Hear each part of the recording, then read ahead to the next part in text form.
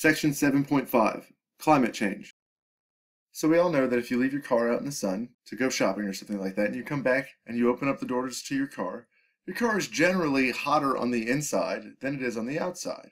This is caused by an effect known as the greenhouse effect. In order to understand the greenhouse effect, you need to understand two basic things. The first is that everything emits radiant energy. The second is that the transparency of particular objects depends on the wavelength of the light that's trying to pass through that object. For example, you can see light through the window of your car, but you cannot feel someone's body heat through the window of the car. That's because the window allows for visible light to pass through, but it's opaque, or you can't see through it, when you deal with infrared radiation. So the transparency of particular objects depends on what type of light is passing through it. The sun's light passes through the windows of your car. It then hits the seat and the interior of your car.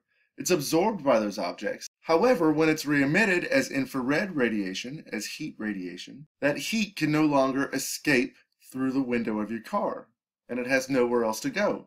So the temperature inside of your car goes up. This is the exact same effect that occurs with Earth and its atmosphere. Earth is your car, and the atmosphere is the windows to your car.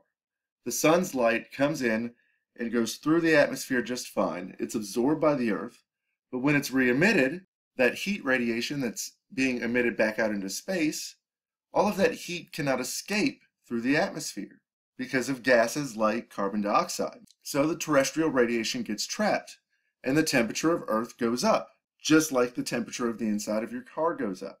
Some amount of greenhouse effect on Earth is necessary. It keeps the oceans liquid. It keeps the surface of the Earth warm. It keeps it where people can live here. However, you don't want it to get so hot that it starts to impact processes of the Earth. For example, the average temperature of Earth is at its highest point that it's been in any measure of recent time, and it's going up.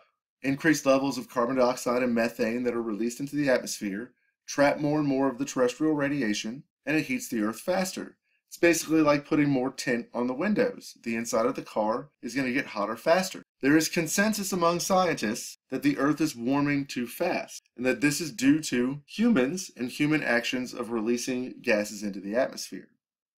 This type of rapid heating leads to many of the things that we see now. Warming oceans disrupt natural ocean and air currents. Ocean currents like the Gulf Stream that carry warm water up to Europe that moderate Europe's temperature. Air currents that keep cold air up north in the Arctic and instead allow for that cold air to travel down and for there to be things like polar vortices over the past few years. Also more storms and more intense storms, greater numbers of hurricanes, and disruptions in just general normal weather patterns. Over time, seeing that it's colder or warmer at different times of year. And just my personal experience when I was younger, below the age of 20, it snowed less than 5 times where I live. In the past 5 years, it snowed maybe 4 times. Those are disruptions in normal weather patterns. Higher temperatures on Earth also lead to desert regions being succumbed to longer periods of droughts, which leads to drier foliage, and this can allow for more extensive and persistent forest fires, which we see every year on the west coast of the United States.